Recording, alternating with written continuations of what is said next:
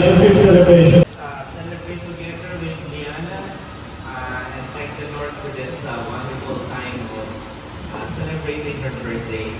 Let's pray, Father. We thank you so much, Lord, for this day. We honor you, Lord, sa blessing mo, sa Panginoon, even as they work abroad. We pray, Father, that you all who trust you, people who worship you.